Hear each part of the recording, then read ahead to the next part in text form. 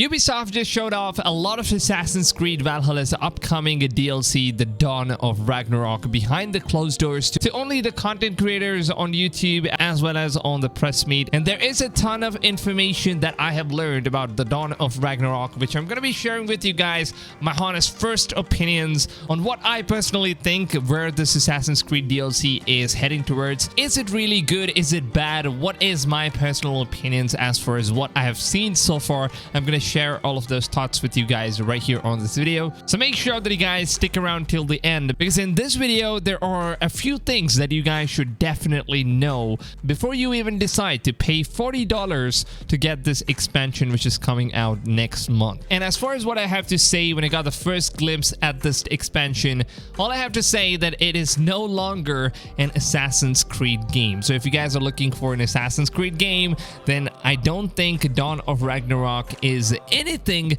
or even a little bit closer to what Assassin's Creed games represents. Now, if I have to compare this game to any other current games that are in the market, I would honestly pick a cheaper version of God of War, because that is what this game exactly is. I mean, as we already know, Sony has some pretty high standards when it comes to making video games, and especially first-party games. And if I compare Dawn of Ragnarok with God of War, I would honestly say that both of these games are extremely similar, but at the same time, the quality control is really bad when it comes to Ubisoft titles, because you know that Ubisoft has its own different styles of quality and also choices of how they want to make these games. So I personally prefer God of War when it comes to quality compared to the Dawn of Ragnarok as far as what I've seen. Maybe it's obviously going to be improved when the DLC comes out and there's going to be a lot of changes.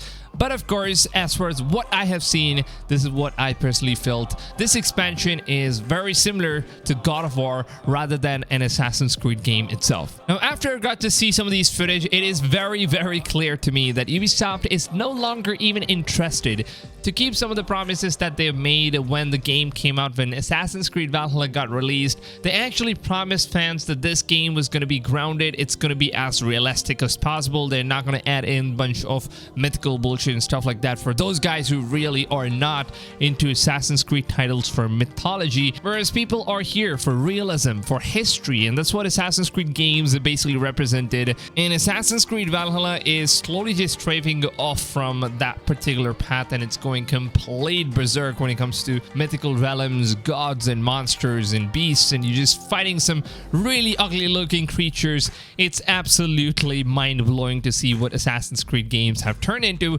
It's not entirely a bad thing, of course. It's kind of fun to see that the franchise is evolving and changing and stuff like that, but at the same time, this is not what Assassin's Creed games basically represent. This is not Assassin's Creed. That is not the Assassin's Creed I personally love and enjoy. And also, as a child, that's not the game I grew up playing. Now, one definition, as far as what I know, is that this is a fantasy game. It's not an Assassin's Creed game.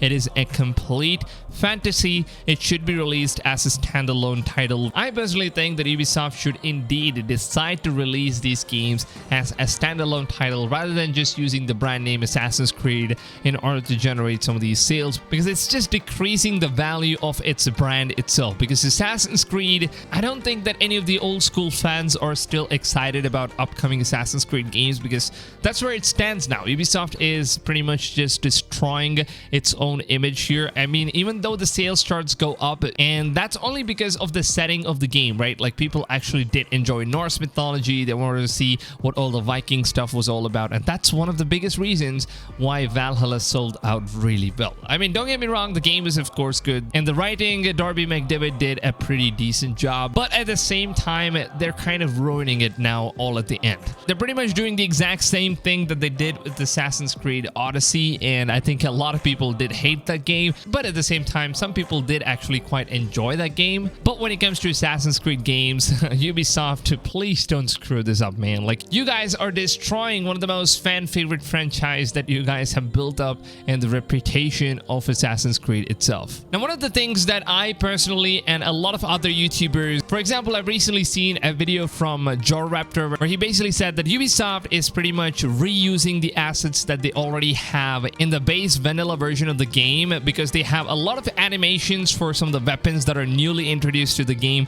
All of those things are pretty much the same. There isn't anything new added in, which is a very huge disappointment, of course. And not just that, there is a lot of assets that are pretty much the exact same as the base game. There isn't any wow factor that basically just makes this expansion stand out from the base game itself. It just feels like an expansion that isn't worth a standalone price, because the price for this expansion is $40, which is not cheap at any cost at all. And if you're paying $40 for an expansion for a DLC of a game, then I think that Ubisoft should at least make sure that they're putting in some new efforts and giving us something entirely new, some new assets, some new gameplay styles, and new characters and all that stuff. But that's not the case here at all. It seems like $40 is definitely not a very good justice when it comes to Dawn of Ragnarok's pricing. And at the same time, the DLC expansion, it does not really seem as big as what we all have expected. Now, it is very obvious that if you are releasing a game's expansion for $40, that also means that people are, of course, going to expect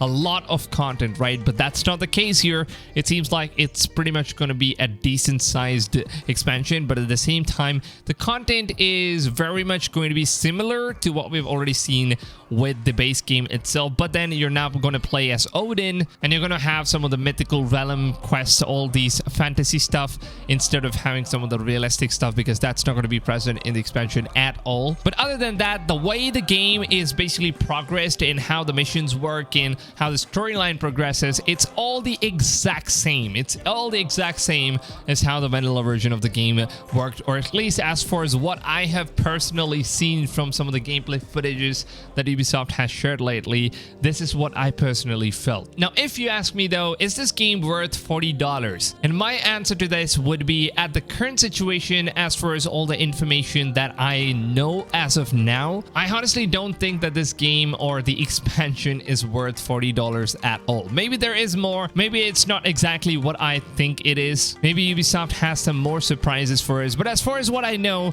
I don't think it's worth it to pay $40. And if I was you, I would honestly just wait for the reviews and see what people have to say about their experience when they get their full hands on this expansion, of course. And in a few weeks, I think that Ubisoft is going to be giving out some of those review copies of Dawn of Ragnarok, and I will of course get to play this entire whole expansion early, and I will let you guys know some of the honest opinions, what I personally think about this expansion. Is it worth $40 or not? Because my opinions are 100% honest. I'm not going to give you guys any of the sellout opinions. I'm going to give you guys the honest answer if it is worth it or not. So that's the one thing that you guys can expect from my channel, of course, because I talk bad things about Assassin's Creed, I talk good things about Assassin's Creed, bad things about Ubisoft, and basically goods as well. I will of course keep you guys updated with every single information that I receive about this expansion, as well as all the upcoming open world games and Assassin's Creed Valhalla. Basically everything upcoming is going to be available right here on this channel. So make sure that you guys go ahead and subscribe to my channel and turn the notifications on, and make sure